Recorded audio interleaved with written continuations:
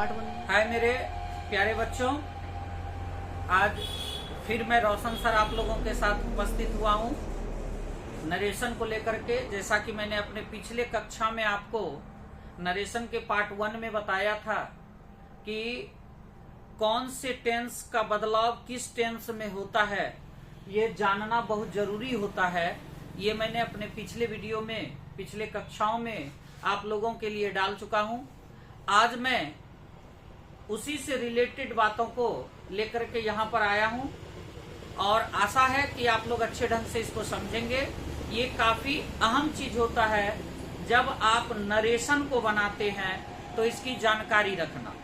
अगर आपको इन चीजों की जानकारी नहीं रहेगी तो आप सारे सही बनाओगे, लेकिन अगर ये थोड़ा सा आप मिस्टेक करते हो, ये थोड़ी सी गलती अगर आपसे हो जाती है तो समझ लीजिए आपका पूरा जो बनाया है, आपका पूरा मेहनत पानी में चला जाएगा। तो चलिए हम लोग स्टार्ट करते हैं, समझते हैं कि सबसे पहले नरेशन में दो चीजें हमको देखने को मिली थी। एक जो हमारी थी पहली चीज वह रिपोर्टिंग वर्ब था और दूसरा रिपोर्टेड स्पीच था। तो उसी से रिलेटेड बातें हैं और ये अहम चीज है नरेशन बनाने का। तो यहाँ पर देखते हैं कि जब रिपोर्टिंग वर्ब पास्ट टेंस में रहेगा, जब रिपोर्टिंग वर्ब पास्ट टेंस में है तो रिपोर्टेड स्पीच में कुछ शब्द जो आएंगे उसको आप जो बदलिएगा, उसमें जो परिवर्तन होगा, किसमें वो परिवर्तित होगा, शब्द आपको कुछ दिया रहेगा, उस शब्द को आप बदल कर क्या लिखेंगे, इसकी जानकारी होनी काफी जरूरी है। तो चलिए अब हम जो है स्टार्ट करते हैं। तो सबसे पहले आपको अपने जो है नोटबुक पर एक तरफ डायरेक्ट लिख लेना है, एक तरफ इनडायरेक्ट लिख लेना है। इसका तात्पर्य होगा डायरेक्ट में आपको ये शब्द दिए रहेंगे और जब आप उसका इनडायरेक्ट बनाओगे तो आपको उसको जो है चेंज करना है, उसमें जो शब्द यहाँ पर आएगा इनडायरेक्ट में, तभी आपका नरेशन सही होगा। तो चलिए सबसे पहले जो है कि मैं लिख रहा हूं दिस, THIS, दिस हो गया। ठीक है, लिखते चलेंगे आप लोग जिनको परेशानी है।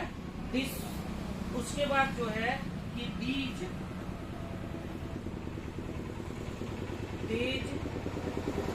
उसके बाद हियर, लिखते चलेंगे फटाफट। सबसे पहला मैंने लिखा दीज, उसके बाद दीज, उसके बाद हियर, उसके बाद हैंड्स, उसके बाद हैंड्स लिखेंगे। ठीक है, नंबरिंग सही आप लोग कीजिएगा जिससे कि आपको जो है कि उल्टा आप ना लिख लें, इधर उधर ना हो जाए आपका। तो सबसे पहले दिस, उसके बाद दीज, उसके बाद हियर, हियर के बाद आपने लिखा है, उसके बाद हाइडर लिखेंगे। उसके बाद आपको हाइडर लिखना है, HITHER, हाइडर लिखिएगा। उसके बाद हाइडर आप लिख लिए HITHER, हाइडर। हाइडर के बाद आपको नाउ लिखना है, NOW, नाउ। ठीक है, उसके बाद नाउ लिख देना है। नाउ के बाद आपको चलना है लिखने के लिए एगो। क्या लिखना है भाई? एगो, एगो लिख देंगे। उसके बाद एगो, एगो के बाद आपको क्या लिखना है? तो एगो के बाद आपको जो है थस लिखना है, THUS, थस, THUS, थस लिखेंगे। उसके बाद आपको टुडे लिख देना है, टुडे लिखेंगे। टुडे के बाद आपको क्या डालना है? टुडे आ गया। टुडे के बाद आपको डाल देना है टुमारो। क्या डालना है? टुमारो, TOMORROW, टुमारो डालेंगे। टुमारो के बाद आपको जो है, टुमारो लिखे। टुमारो के बाद आपको क्या डालना है? तो टुमारो के बाद यस्टरडे, टुमारो के बाद यस्टरडे, यस्टरडे। ठीक है, पहले यहां तक आप लिख लेंगे डायरेक्ट में। अब जो है इसका इनडायरेक्ट चलते हैं। तो दिस, दिस आप लोग देखते हैं कि दिस, तो दिस जो बदलेगा वह किसमें बदलेगा? दैट में। किसमें? दैट में। तो इसका हो जाएगा इनडायरेक्ट में दैट। दीज का हो जाएगा दोज। हियर का हो जाएगा देयर। हियर का क्या हो जाएगा? देयर। ठीक है, लिखिए दिस का दैट, दिस का दोज, हियर का देयर। उसके बाद जो है हेंस आता है, हेंस का थेंस लिखिएगा, हेंस का थेंस, THENC, थेंस। हाइदर का थाइदर, THITHER, थाइदर लिखेंगे। ठीक है, थाइदर। नौ, अब आता है नौ, NOW, नौ। तो नौ का आप क्या लिखिएगा? देन। नौ का देन, नौ का हो जाएगा देन, THEN, देन। उसके बाद आता है आपका एगो। क्या आता है भाई? एगो आता है, और एगो का आप बिफोर लिखिएगा। एगो का आप क्या लिखेंगे? बिफोर, BEFORE, बिफोर हो गया। उसके बाद आता है आपका थस, THUS, थस का आप लोग जो है सो लिखिएगा। थस का क्या लिखेंगे? सो, SO, सो। उसके बाद टुडे है, TODY, TODAY, टुडे। टुडे का आप लोग लिखिएगा दैट डे। क्या लिखेंगे? That day, that day. उसके बाद आपका आता है टुमारो। क्या आता है? टुमारो। तो टुमारो का आप लोग जो है द नेक्स्ट डे लिख सकते हैं, द नेक्स्ट डे, या आप लिख सकते हैं द फॉलोइंग डे, यानी दोनों में से जो आपको करे इच्छा वो लिख सकते हैं। उसके बाद हमारा आता है यस्टरडे। यस्टरडे का आप लिखिएगा द प्रीवियस डे। यस्टरडे जो बदलेगा वह बदलेगा द PREVIOUS, प्रीवियस डे। ठीक है, यहां तक लिख लिए।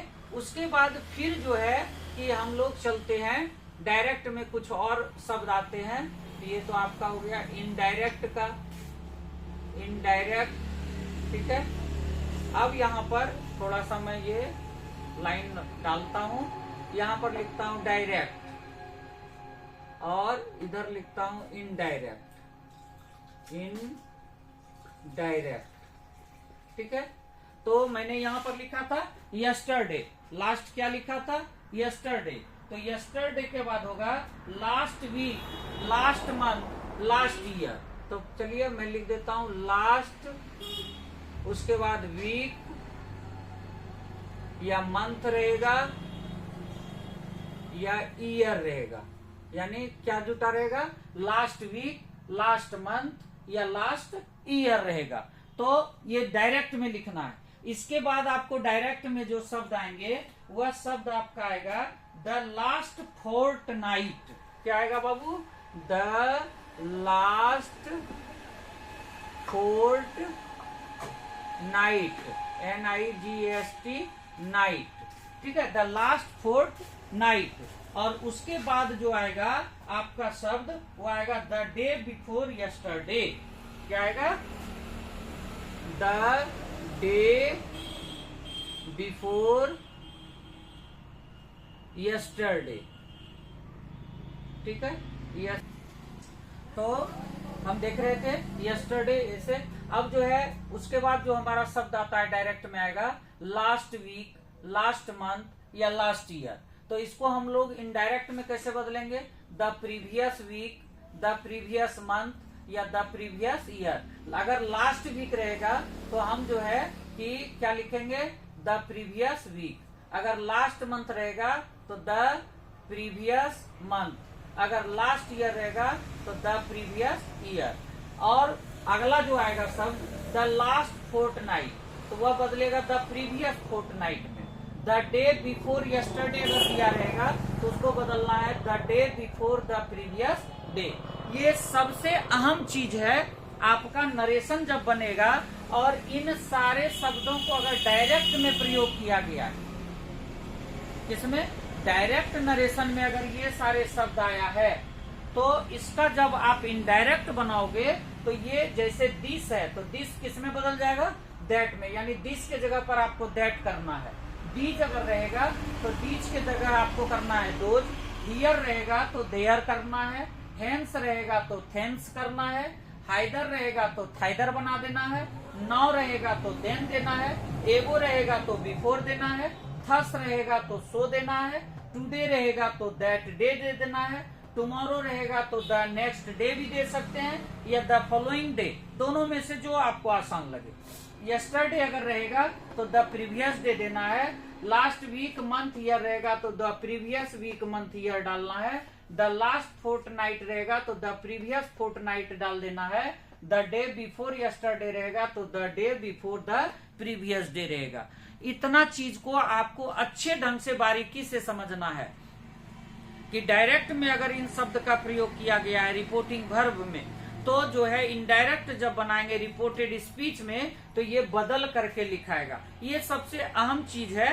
अब जो है कि हम चलेंगे कि बनाने के नियम पर, कि प्रेजेंट जो आप जो है डायरेक्ट से इनडायरेक्ट नरेशन जो बनाएंगे, तो इसका मैंने पिछले कक्षा में बताया था कि क्या करना है कि जैसे प्रेजेंट इंडिफिनिट का आपको दिया गया है डायरेक्ट में, तो उसको जो है जब इनडायरेक्ट बनाओगे तो उसको किस में चलेंगे, पास्ट इंडिफिनिट में चलेंगे। ठीक है, तो अब हमारा जो है प्रेजेंट इंडिफिनिट बनाने के नियम जो हैं क्या हैं, वो सब चीज हम लोग जो है कि सीखेंगे। यानी प्रेजेंट इंडिफिनिट में अगर आपको जो है डायरेक्ट नरेशन दिया गया है तो उसका इनडायरेक्ट किसमें बनाना है, पास्ट इंडिफिनिट में बनाना है। अब मैं आपको जो है अपने अगली कक्षा में लेकर के जो आऊंगा आप लोगों के लिए, एकदम मुश्किल राह को आसान बनाने का जो मैंने प्रण लिया है वह लेकर के मैं डायरेक्ट के रूल्स को भी और इनडायरेक्ट के रूल्स को भी दोनों को साथ साथ लेकर के आऊंगा। तब तक के लिए आप लोग को बेस्ट ऑफ लक।